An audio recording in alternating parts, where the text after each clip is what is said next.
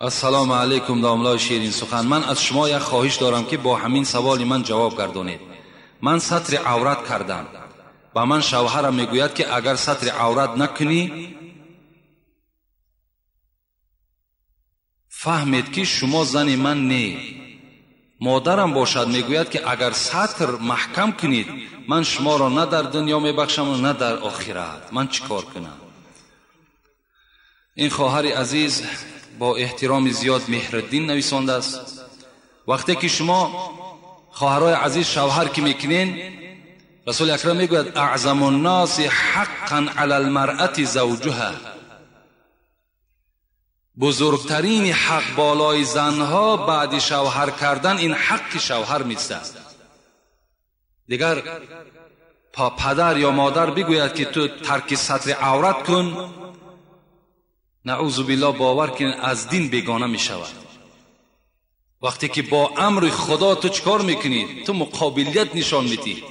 خدای تو در قرآن میگوید یا ایها النبی قل لازواجک و بناتک و نساء المؤمنین یدنین علیهن من جلابیبهن ذلك ادنى ان يعرفن فلا يؤذين و کان الله غفورا رحیما.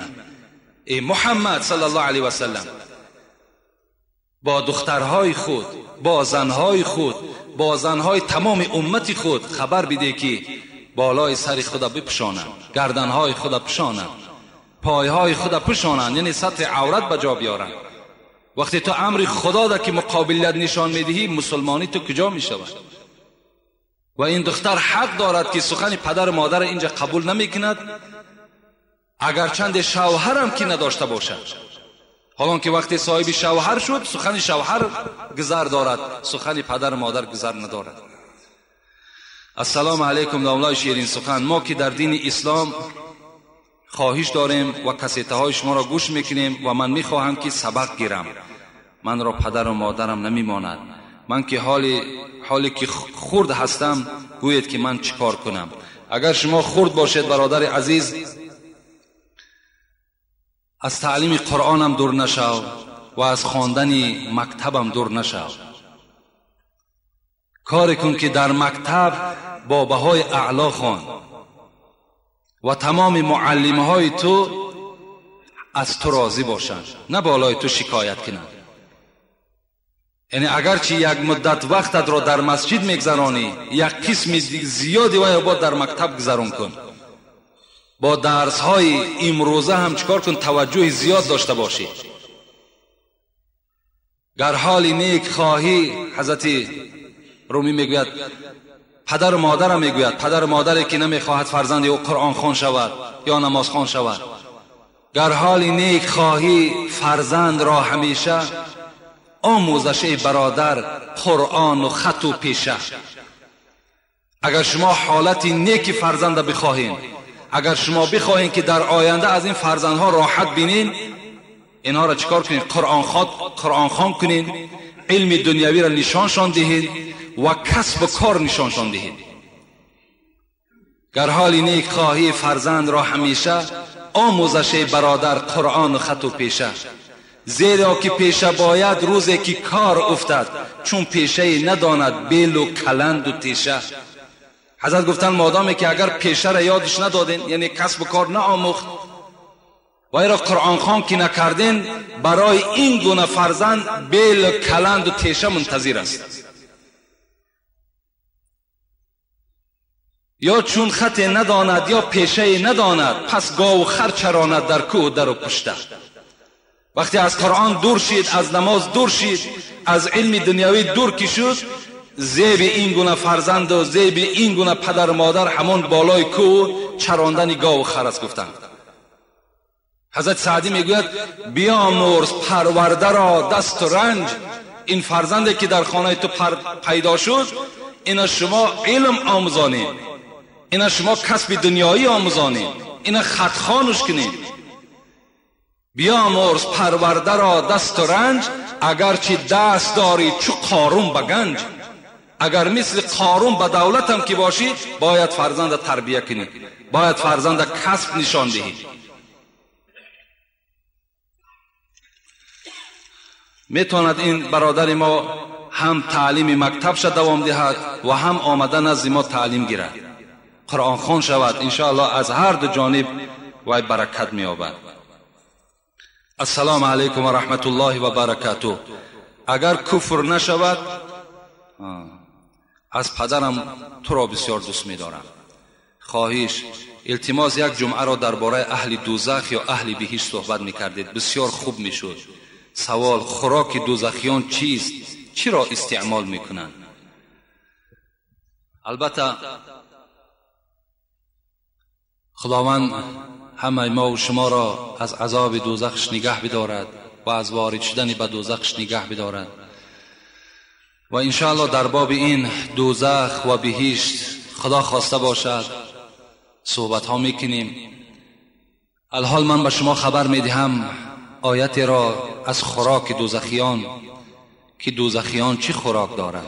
خدا میگوید: اعوذ بالله من الشیطان الرجیم تسقى من عین آنیه لیس لهم طعام الا من ذریع لا یسمن ولا یغنی من جوع. صدق الله العظیم. وقتی که این دوزخی ها تشنه می شوند از حرارت دوزخ، وقتی تشنه می شدند، تسقى من عین آنیه، از آب داغ، از آبی که خیلی گرمی و حرارتی وی هیچ دیگر حد و کنار ندارد، از همان آب حرارت دار در حلق آنها می ریختند. تسقى من عین آنیه لیس لهم طعام الا من ذریع. این دوزخی ها طعام نمیخورند مگر ذریع میخورند. مفسرای قرآن میگویند ذریع این یک علفی هست، یک خاری هست که هم تلخ است و هم بوی دارد، که این اشترها در همان عربستان میخوردند. این خار بویناک و تلخ خوراک دوزخی ها بدهند. وقتی پیغمبر خدا میگد این آیت خواندن، مفسرای قرآن میگویند مشرکای عرب گفتند مادامی که ذریع همین خار که خوراک ما باشد باکی ندارد، اشترها را بینید همین خارها را میخورند، چقدر فربه هستند، چقدر چقان هستند. رسول اکرم چی گفتند؟ دوام آیت خواندند: لا یسمن ولا یغنی من جوع. این خاری که در دوزخ است، این خار بویناک و تلخی که در دوزخ است، لا یسمن، این فربه نمی کند، ولا یغنی من جوع، و گرسنگی شما را دور نمی کند، شما دائم گرسنه هستید. این از خوراک دوزخی ها. از این ده هم بدترش هم در آیات های کریمه آمدگی است که حتی آبشانه از همان زرداب زیناکارها هم میگویند که زیناکارهایی که در دنیا زینا کردند، وقتی اینها زرداب بدنشان که میریزد، این آب جمع می شود در دوزخ و برای دوزخیان استفاده می شود.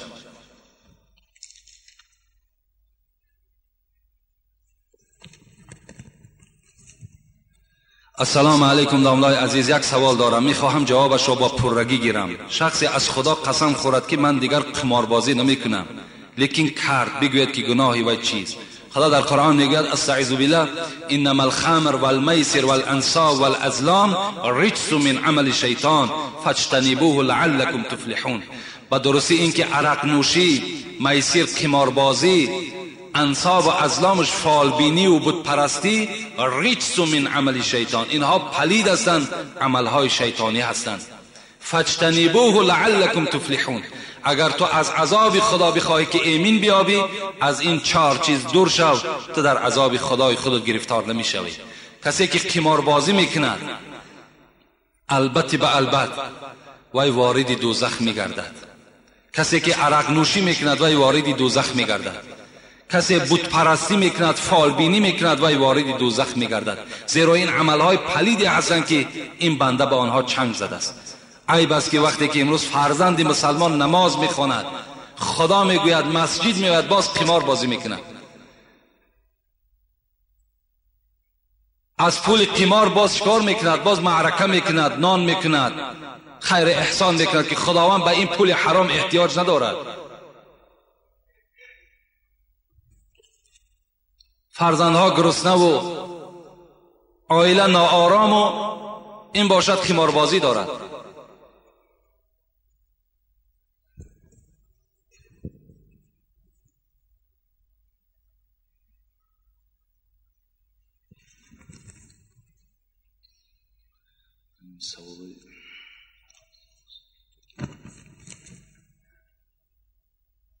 سلام داملای محترم، من میخواستم مصرع‌های شعر زیرین رو تحلیل نمایید که با قلم محمد غایب نوشته شده است، ولی مضمون از اثرهای حضرت امیرجان گرفته شده است.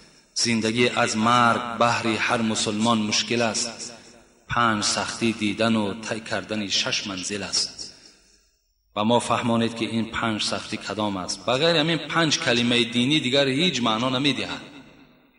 همین 5 سختی دیدن و طی کردن 6 منزل است. همین 5 سختی این به همین 5 کلمه بسیار نزدیکی می‌آورد. اگر کدامی لازم باشد بیاید از نزدیکتر انشاءالله تحلیل کردن میتیم که چی سختی ها دارد. یعنی به همین بنای مسلمانی 5 بنای مسلمانی است.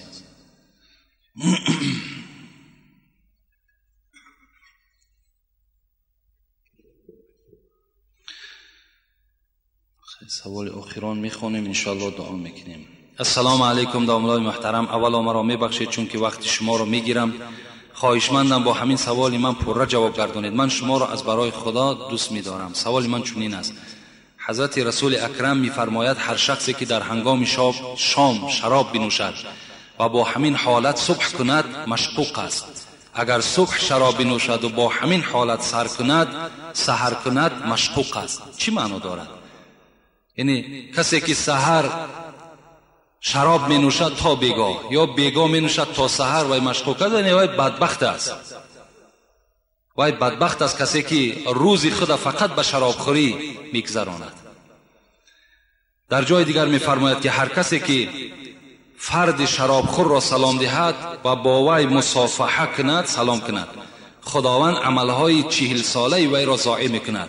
خواهشمندم پره جواب دهید که چون که من در جای کار میکنم که زیاده از 40 نفر کارگر است، همه شراب می نوشند، تنها من نماز میخوانم، نماز جمعه می آیم، مرا ملا گفته تمسخر میکنند، کنی بیا ملا گفته میخندند.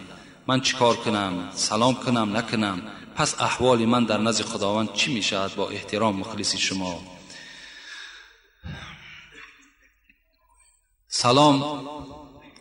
راستی بار تا حد امکان اگر توانین از همین آدم های شراب نوش و تمسخری که میکنن از همین ها اعتراض کنین، دور باشین.